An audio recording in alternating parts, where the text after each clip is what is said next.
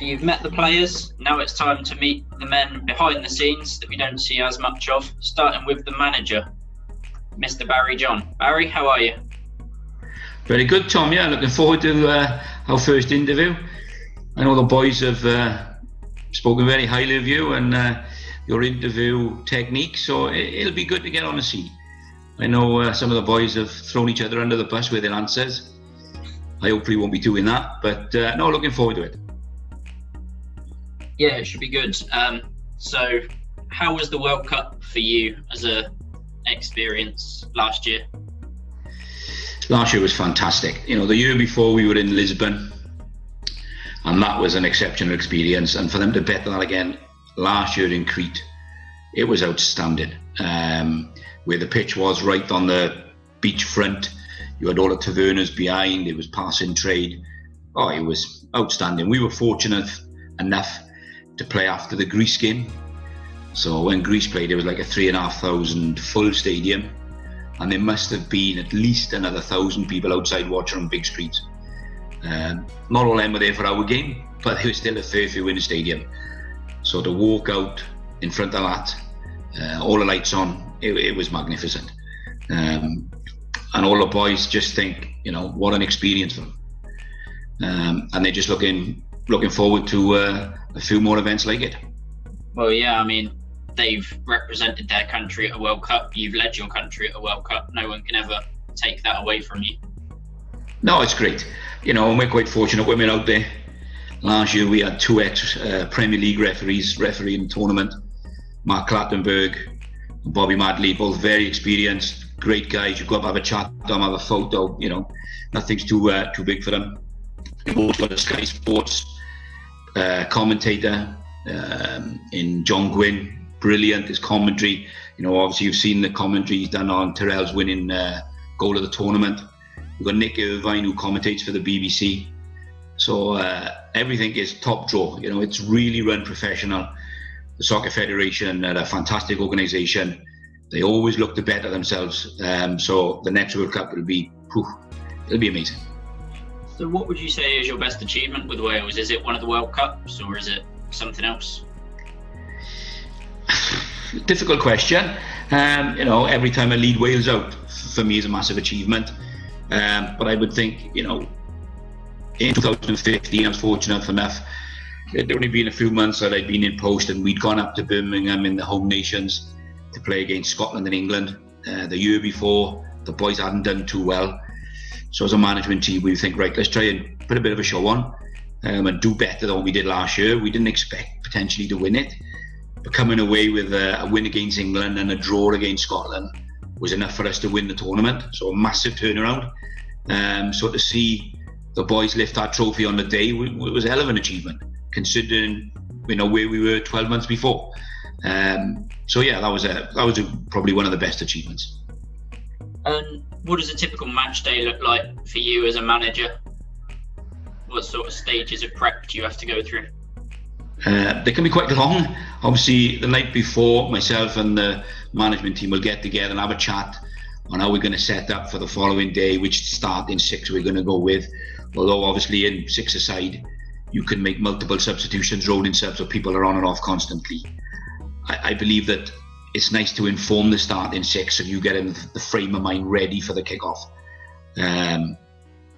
We pick a side the night before. Obviously then in the morning, the squad will have breakfast. After breakfast, they're in the pool, have a bit of a wake up and a little bit of a loosen up. We'll have a team meeting. In the team meeting, we'll present the jerseys for the game. We will announce the starting six and any team tactics then for that game.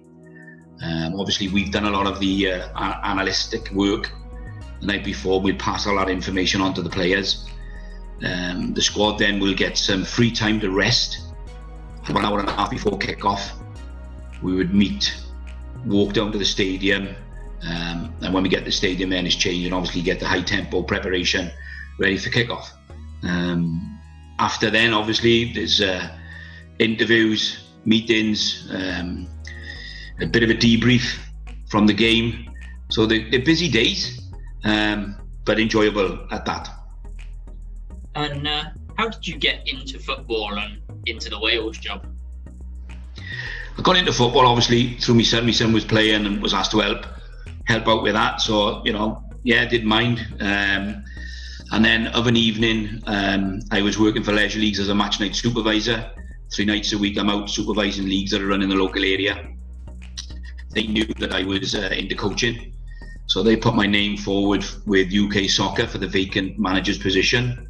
I was invited up to Birmingham and was very fortunate to be offered the job. I feel I'm privileged in the role I'm in, and a long way to continue. And looking at your squad at the moment, who do you think has the potential to go on and be a manager, maybe replace you when the time comes? Hopefully that'll be a long time, Tom. But there's two standout candidates at the minute. Obviously our skipper, Dean Maynard, very likeable in the squad, approachable, a calming influence on the boys, very knowledgeable on small-sided football. We've also got a newcomer last year, Adam Ohm.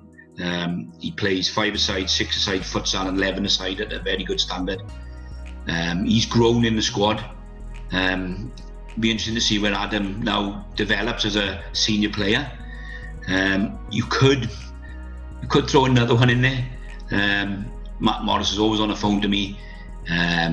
He thinks he's a bit of a manager in him, but he's a goalkeeper, and these goalkeepers are crazy.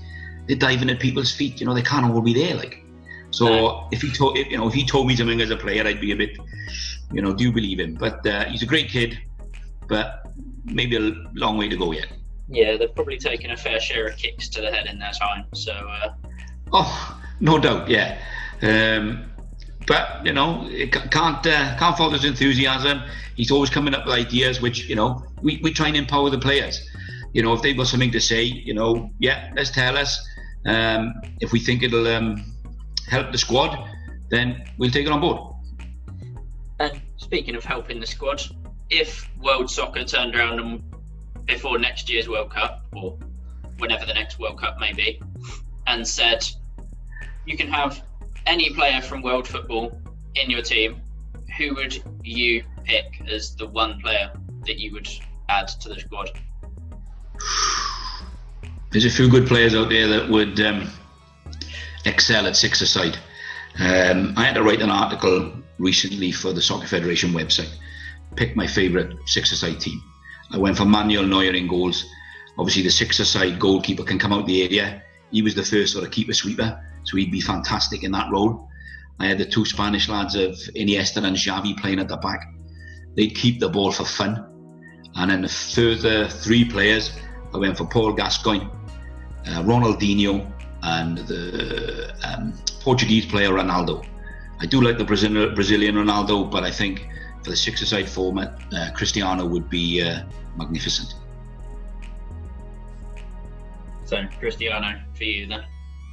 I think he'd be the one. If you were choosing one, in my opinion, I think he is the world's best player.